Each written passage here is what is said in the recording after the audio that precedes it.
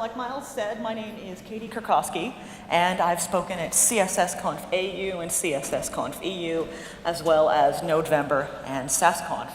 You can reach me on Twitter at KDK2, or at GitHub on KDK2, or at my blog, Pew Pew Laser Blog, which I thought was a really funny domain 10 years ago when I bought it. I do want to point out this URL at the bottom of the slideshow. This is going to be on every slide. I'll read it out for the transcription. It's kdk2.github.io/localization-links-2017.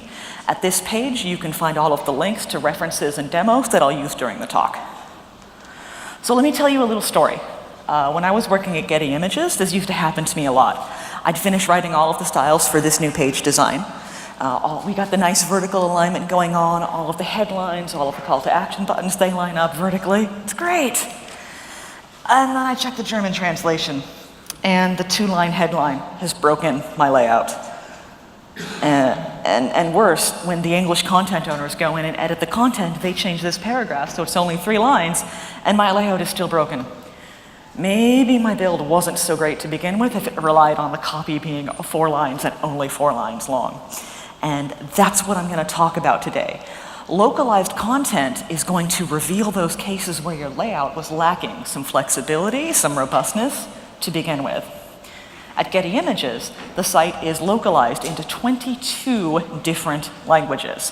And so I used a number of techniques to handle all of these vast changes in the content. Now, these techniques are useful not just on translated websites, but anywhere where you have dynamic content, such as content management systems, user-generated content, even respecting the default device font size for folks with less than perfect vision. And today I'm going to talk about how to handle the results of all of those changes. CSS techniques that are flexible to handle the havoc of unpredictable text sizes. So what do I mean when I say localization?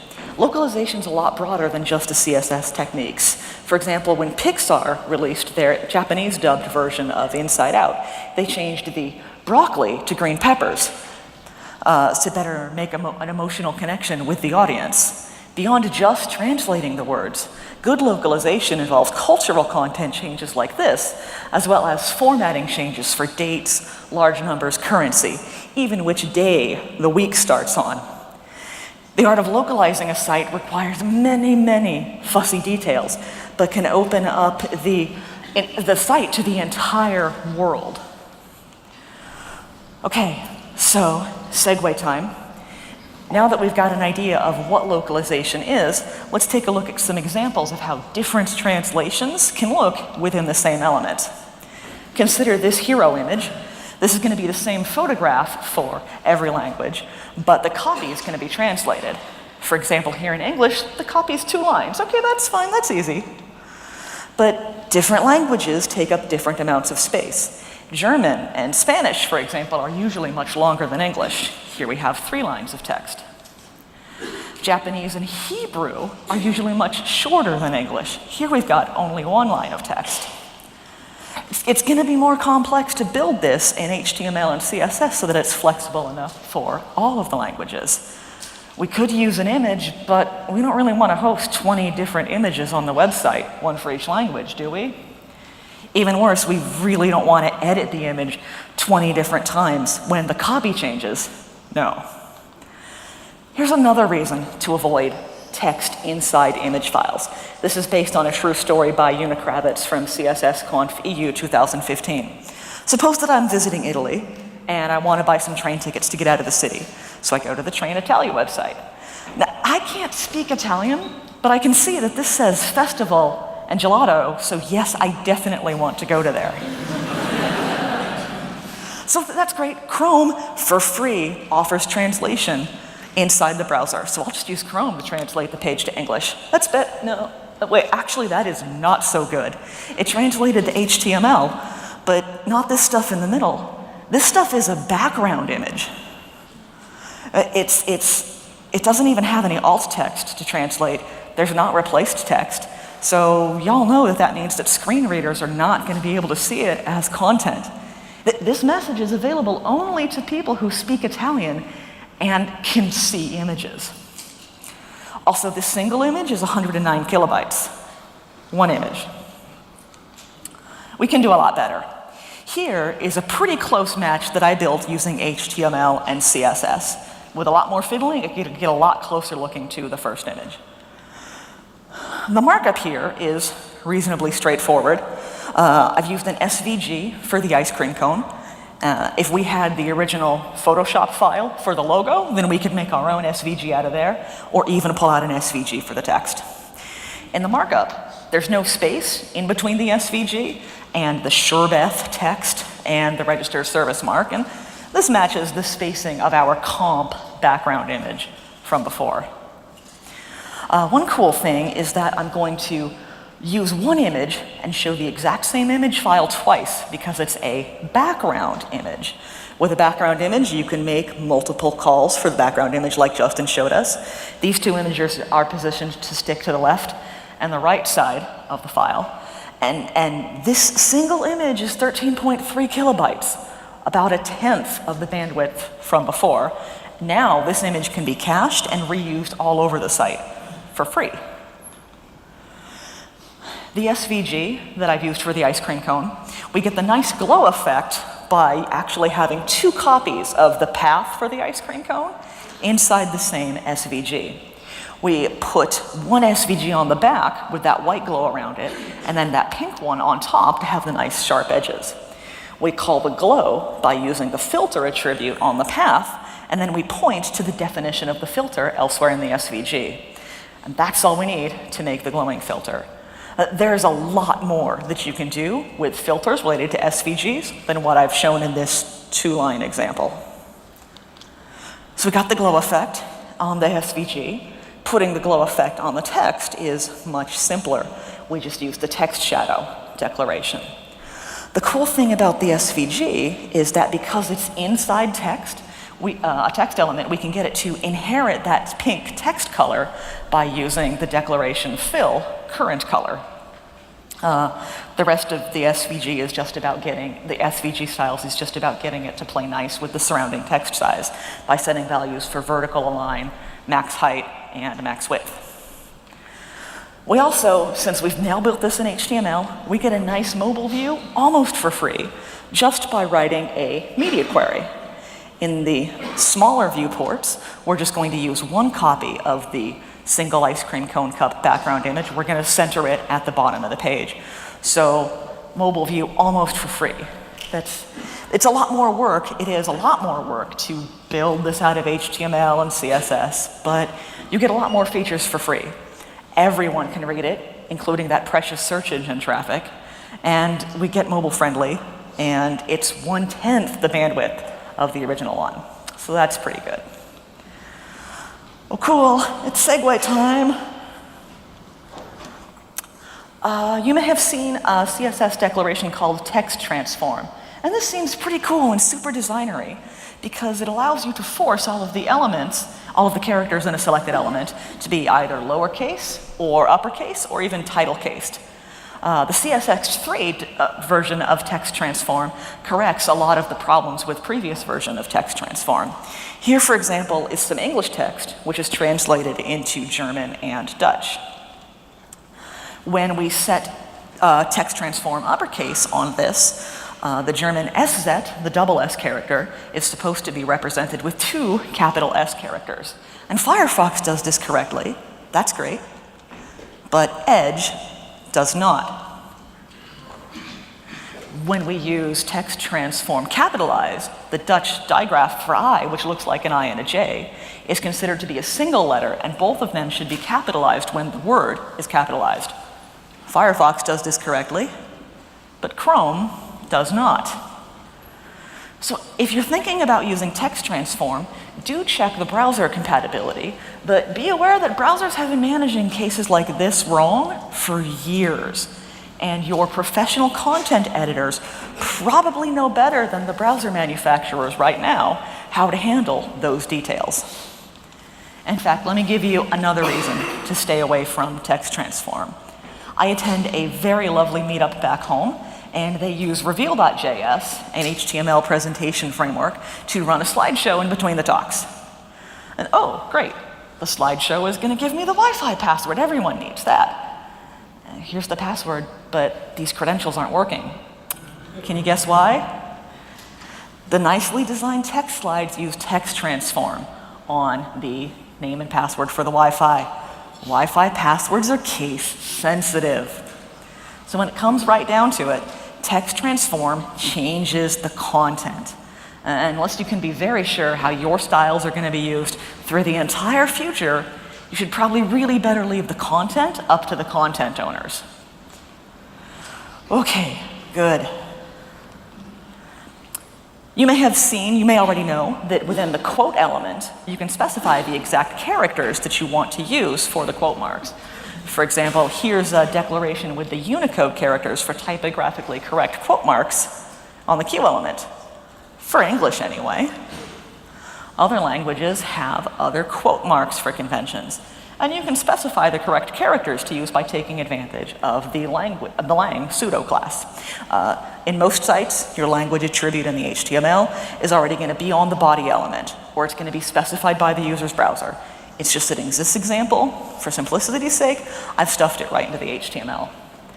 Once the language attribute exists, then you can put the matching lang pseudo class in the CSS and specify which characters to use for that language. Here we've used the Unicode codes for German-style quote marks. We can do this for any language. There are different quote marks for Japanese. And we can have the Unicode characters be encoded or unencoded. And knowing these, we can even have a little bit of fun. Here I've stolen the language code for Esperanto, and I've set the opening and closing quote marks to donut and coffee. You know, emoji's fun. Okay, good. Well, let's look at something a little bit less silly. Here's a common layout design. We have a bunch of white space on the side to offset that headline, and we've got a nice call to action button, and everything is centered, because things look better when they're centered. Okay, well this is going to be easy, you might think. We're just going to put a text-aligned center on the elements and give them some nice big fat side padding so that they scooch in. Looks great. It looks like I can go have that donut after all. Unless someone looks at it in a smaller browser window, which is probably going to happen on a responsive website. Or German. Fine. Well, I know CSS. I can do better. Let's try adding a smaller width, I think, that to the headline element. I think 85% ought to do it. And we're going to center it by giving it auto for the side margins. Okay, good, that's better. We've got white space both from the padding on the parent element as well as from scooching the headline in. In fact, this is even going to look good if those pesky content editors come along later and add a paragraph inside the headline element. The German looks all right. I sure wish there was more that I could do about those two words hanging off at the end of the headline, though, because your designer will come back to you and mention how much they hate this. Has anyone heard of the term orphans or widows in regards to CSS? Awesome. It's these single lines of copy hanging off of the main block. This line of text at the bottom is called a widow, and this line of text up at the top is called an orphan. These terms come from the days of physical typesetting and printing. In CSS, widow and orphan declarations are supported when you're using paged media, i.e. a print style sheet, or when you're using columns. For instance, this declaration means that 3 is the minimum number of lines that will be left alone at the top or the bottom of each column. And in browsers where it works fine. But browser support is weirdly lacking. And the headline in our example, it's not a column anyway. But it would be really great to be able to use declarations for orphans and widows in other contexts. For example, here, we've got a bunch of kittens which are laid out using Flexbox. And this one at the bottom looks kind of goofy because it's been stretched out to 100% of the width. What if we could just drop a declaration of orphans 2 into the container element, and then browsers would interpret that as the minimum number of children to be rendered after a soft line break. And then our last kitten wouldn't be left alone all at the bottom of the element here. Even better, it would be great if we could declare Orphans 4 and say that 4 is the minimum number of words left alone at this line in the headline right here. That would be pretty great if we could do that. Browser people and WC3 people. Okay, cool. Okay, let's look at something that we can do to handle the headline. Like Justin showed us, we could do a little bit of arithmetic. We could use the number of characters to figure out exactly how many VW units we want to set the font size to. But if you do that, you're gonna have to change it for every different language because there's gonna be different characters. You can also sort of kind of change where you want the line break to happen. In this example, the yellow line represents a hard line break that I've put in. And then in the code, the display is none, for viewports wider than 500 pixels, the line breaks as normal. We can just use a media query so that in smaller viewports, the line break goes away and the text looks less goofy. Just like the viewport width solution, this is going to be very fussy and you're going to have to change it pretty much every time. So this is just one of those things that you have to deal with when you're dealing with web media, where text size and viewport width are unpredictable. This isn't print media, so sometimes you have to choose whether you just want to let the solution out or do a little more work. And that's kind of okay. Oh good, it's a segue. Let's try and go back to the beginning and address those horizontally aligned boxes again. As a reminder, what we want is 3 boxes, each with a headline, a copy paragraph, and a call to action button. We want the headlines aligned vertically, the buttons, and the paragraphs. Now, back in the day, you might consider doing this with tables, because for free in tables, you get that row alignment between the elements. But the tables are not going to work at all well on a mobile device layout, and this isn't tabular data anyway, so probably not. Well, let's just go ahead and start with the markup. In the markup here, we're going to set all of the boxes in the same containing section element. And each individual box is going to be in its own div with a class of group on it. Please take the existing site design and reset as a given. At least curved corners are easy to do nowadays by using border radius. We're just going to take care of the button first, because that's easy. We're just going to give it a width and then auto side margins, just like on the headline from before. Have you ever really wondered why setting margin left and margin right makes a thing go centered? It's because the auto declaration takes up all of the available space, white space, and then divides it between everything that's using auto. So you get an equal margin on the left and right side, bam, it's centered. Okay, let's use Flexbox. We're going to set Flexbox on the parent section, and it's going to give us these nice boxes which are all going to be the same height no matter what. So that's cool, that's closer to what we want. We're also going to set display flex on each of the child group elements. The default flex direction of row was just fine for our section from before, but in here we need to declare flex direction column to get everything aligned in columns. Not a huge difference yet, but using Flexbox sets us up for the buttons at the bottom. And the trick in buttons at the bottom is that now the top margin is set to auto. The button uses all of the available space above it for the margin and scooches down to the bottom of the container. The only thing left to do is to get those paragraphs of copy aligned with each other. It's a little tricky since there's no inherent relationship between them. Margin auto isn't going to save us this time because when we set it, it aligns all of those paragraphs to be in the middle between their empty space. But the paragraphs still don't know where they start or where the other headlines end.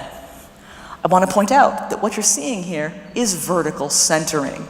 These paragraphs are vertically centered in between their surrounding text.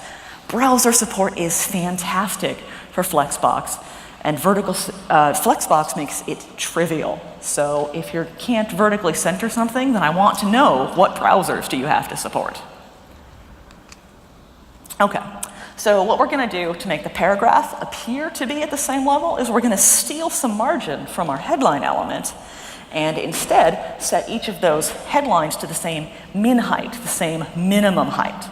In cases where the headline is taller than 10 rems, 10 root m heights, all of the boxes are going to get taller because of flexbox to contain their content, but we're going to lose the paragraph alignment a little, and that's fine. We're using min height instead of height because we don't want to cut off the bottom of the headline for headlines that are taller than 10 rems. And I think it's a better trade-off to lose the grid effect in some cases than to lose the content. Whew. Okay, awesome. We have covered a lot of ground here.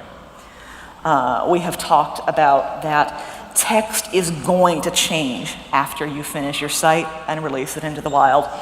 You can't know it's just going to happen, so you better make a site that's prepared to deal with it.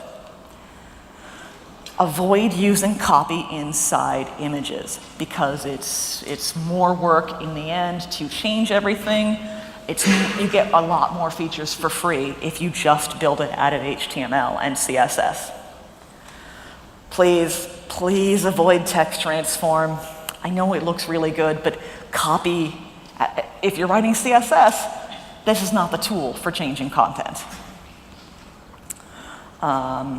Yeah, you can't predict what content owners are going to do, and you can't predict how your content is going to be viewed. People are going to use it on their watch, on their cell phone, on their future tablet devices. Who knows how big they'll be. But that's just fine, because CSS was made to solve these problems. So that's it. Thank you very much.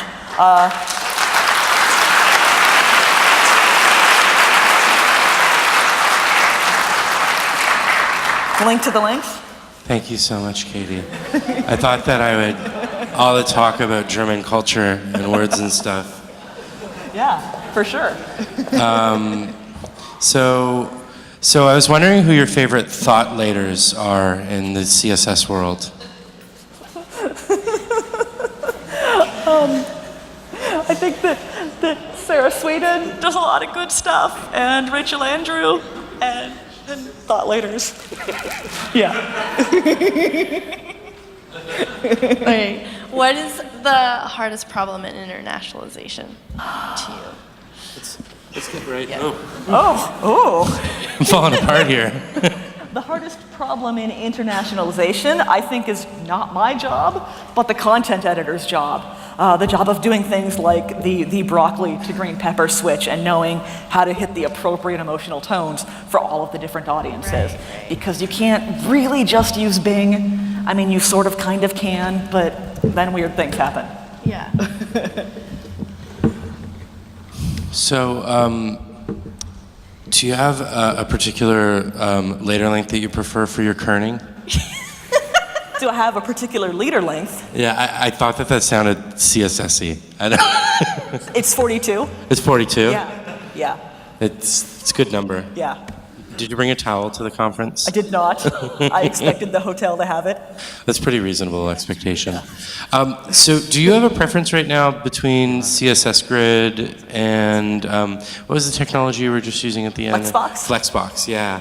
Do you have a preference between the two, or like a reason why you would use one over the other? They are different solutions for different situations, so different tools. So I feel like for Grid, that's great for overall page layouts, and Flexbox is good for handling smaller details. So use both. Mm-hmm. Awesome. And let me think. I had some other ones. I was wondering, what is your favorite HTML element? You're going to be sorry you asked because this is an extremely dorky answer, but I really love definition list and its children definition term and definition. Yes, okay? So popular. Because it is a list that has an inherent relationship between those two things in that list, the definition term and then the definition itself. Cool. Did you have any more questions, Jessica? No, I think we're ready for the next talk. Okay, well, Katie, just this way. I'll show you off. Thank you so much.